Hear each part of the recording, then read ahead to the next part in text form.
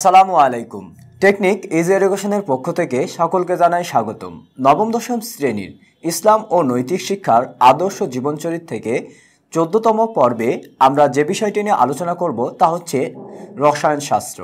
যেহেতু মুসলিম মনীষীগণ বিজ্ঞানের বিভিন্ন শাখায় তাদের অবদান রেখেছেন, তো আমরা দেখেছি চিকিৎসা শাস্ত্র, রসায়ন শাস্ত্র, গণিত শাস্ত্র, পদার্থ বিজ্ঞান বিভিন্ন ক্ষেত্রে মুসলিম মনীষীগণ বিশেষভাবে অবদান রেখেছেন। তো যে সকল মুসলিম মনীষীগণ রসায়ন শাস্ত্রে অবদান রেখেছেন তাদের মধ্যে উল্লেখযোগ্য হচ্ছে জাবির ইবনে হাইয়ান, আল কিন্দি, জুন্নুন মিশরি, ইবনে আব্দুল মালিক আল কাসি।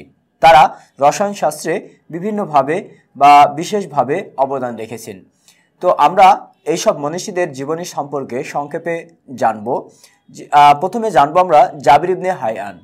জাবির ইবনে হাইয়ান তার পুরো নাম হচ্ছে আবু আবদুল্লাহ জাবির ইবনে হাইয়ান। তো তিনি দক্ষিণ আরবের আজদ বংশে 722 খ্রিস্টাব্দে, আমরা তার জন্ম সনটা মনে রাখবো, 722 খ্রিস্টাব্দে তিনি জন্মগ্রহণ করেন। তার পিতা হাইয়ানও একজন উচ্চ চিকিৎসক ছিলেন। তিনি কুফাতে প্রথমত গণিত শাস্ত্র শিক্ষা লাভ করেন।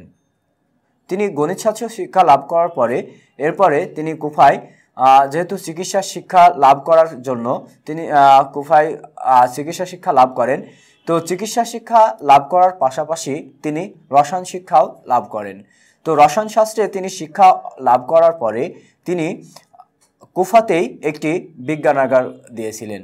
তো বিজ্ঞানাগারে তিনি তার মৃত্যুর আগ পর্যন্ত সেই জায়গায় গবেষণারত অবস্থায় ছিলেন। অর্থাৎ তিনি 804 খ্রিস্টাব্দ পর্যন্ত তিনি যে বিজ্ঞানাগার প্রতিষ্ঠা করেছিলেন, অর্থাৎ কুফায়, সেই বিজ্ঞানাগারে তিনি অবস্থান করেছিলেন।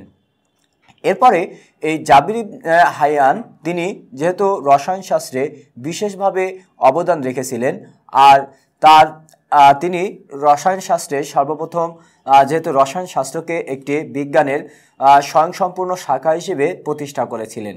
জাবির ইবনে হাইয়ান তিনি রসায়ন শাস্ত্রে পরিস্রবণ, দ্রবণ, বাষ্পীয়করণ বিভিন্ন বিষয় সম্পর্কে তিনি স্পষ্ট ধারণা দিয়েছিলেন। তাছাড়াও তিনি বিভিন্ন রকম গ্রন্থে রসায়নের সম্পর্কে বিভিন্ন রকম গ্রন্থ রচনা করেছিলেন। তো তিনি তার গ্রন্থগুলোতে বিশেষ করে পরিস্রবণ, ধাতু নিষ্কাশন, এরপরে আছে যে মাথার কলম তৈরি করা, তারপরে কলমের কালি, দোয়াতের কালি, এছাড়াও কাচের অর্থাৎ কাচ সম্পর্কে তিনি করেছিলেন, ধারণা দিয়েছিলেন স্পষ্টভাবে। তো আমরা যেহেতু দেখেছি যে জাবির ইবনে হাইয়ান তিনি রসায়ন শাস্ত্রকে একটি স্বয়ংসম্পূর্ণ শাখা হিসেবে বিজ্ঞানের বিবেচনা করেছিলেন, তাই তাকে রসায়ন শাস্ত্রের জনকও বলা হয়। তাই আমরা অবশ্যই মনে রাখব জাবির ইবনে হাইয়ানকে রসায়ন শাস্ত্রের জনক বলা হয়। পরিশেষে জাবির ইবনে হাইয়ান তিনি 815 খ্রিস্টাব্দে ইন্তেকাল করেছিলেন। তো এ থেকে আমরা যে বিষয়টি বুঝতে পারি যে জাবির ইবনে হাইয়ান তিনি রসায়ন শাস্ত্রে কিভাবে অবদান রেখেছিলেন, আর রসায়ন শাস্ত্রে সম্পর্কে তিনি যে বিভিন্ন রকম গ্রন্থ রচনা করেছিলেন। তিনি ধাতু শোধন, তরলীকরণ, চুলের কলপ তৈরি করা, দোয়াতের কালি তৈরি করা এবং কাজ সম্পর্কে যে স্পষ্ট ধারণা দিয়েছিলেন, এই জন্য তিনি রসায়ন শাস্ত্রে বিশেষভাবে বা তার যে রসায়ন শাস্ত্রের অবদান সেটা বিশেষভাবে পরিলক্ষিত হয়। এরপরে আমরা জানব আল কিন্দি। তিনি যেহেতু রসায়ন শাস্ত্রে বিশেষভাবে অবদান রেখেছেন, তো আল কিন্দি তার পুরো নাম হচ্ছে আবু ইয়াকুব ইবনে ইসহাক আল কিন্দি।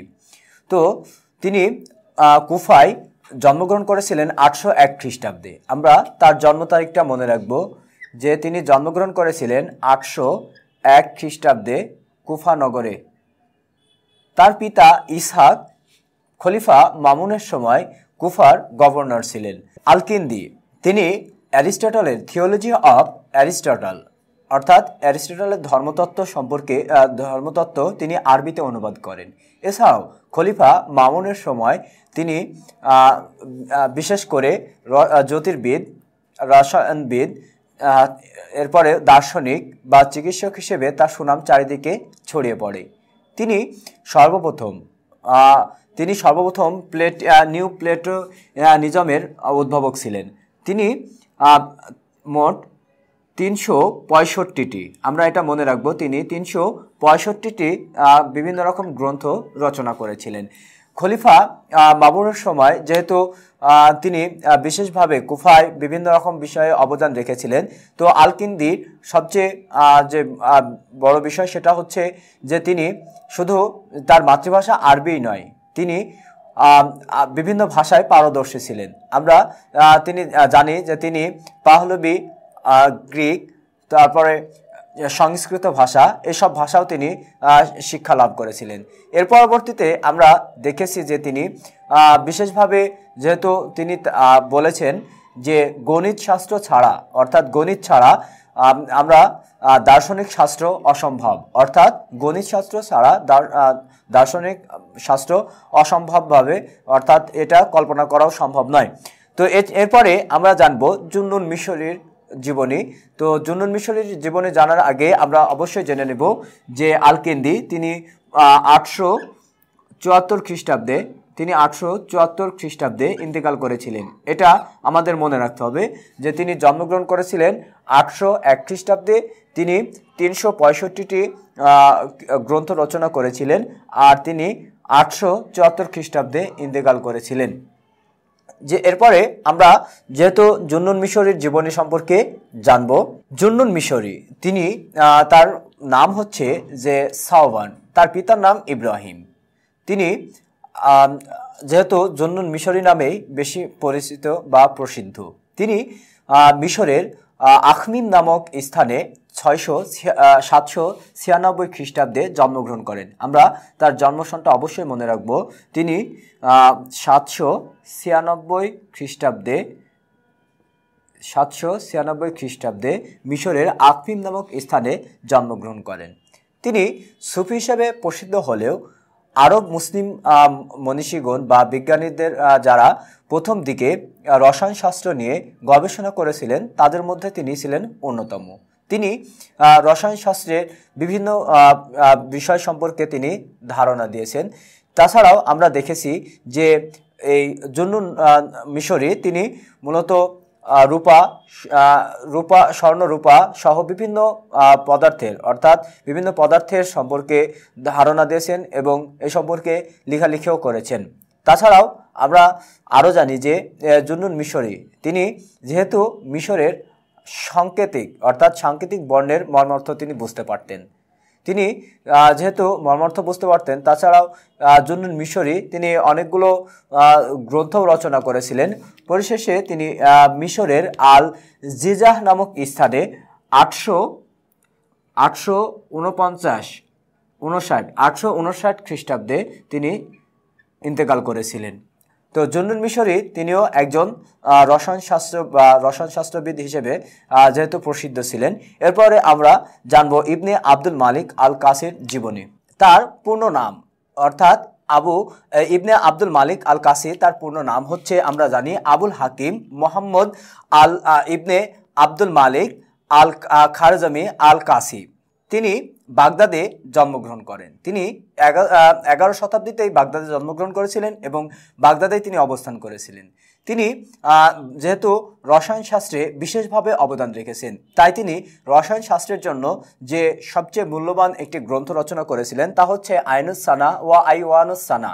এই গ্রন্থটি রসায়নশাস্ত্রে যখন সংযোজন করেছেন, এটি একটি মূল্যবান বিষয় বা গ্রন্থ, যার মাধ্যমে রসায়নশাস্ত্র বিশেষভাবে বিবেচিত হয়েছে। তাছাড়াও আমরা দেখেছি যে তিনি মূলত রসায়নশাস্ত্রের বিভিন্ন বিষয় সম্পর্কে বিশদ আলোচনা ও সরল ব্যাখ্যা বা সরলভাবে তিনি সেগুলো বিস্তারিতভাবে আলোচনা করেছেন। এছাড়াও ইবনে আব্দুল মালিক আল কাসি তিনি সবচেয়ে যে বিশেষ ভূমিকা রেখেছে সেটা হচ্ছে যে সকল বস্তুর, অর্থাৎ সাদা বস্তুর এবং লাল বস্তুর মধ্যে যে পার্থক্য বা বস্তুর যে রং বা কালার, সেই সম্পর্কেও তিনি সুস্পষ্টভাবে ধারণা দিয়েছেন। তো এইভাবে ইবনে আব্দুল মালিক আল কাসি তিনি রসায়ন শাস্ত্রে বিশেষভাবে অবদান রেখেছিলেন।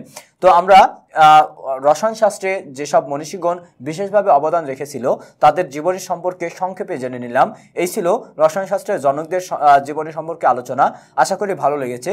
ভালো লাগলে অবশ্যই আমাদের চ্যানেল টেকনিক ইজি এডুকেশনকে সাবস্ক্রাইব করবেন, লাইক ও কমেন্ট দেবেন।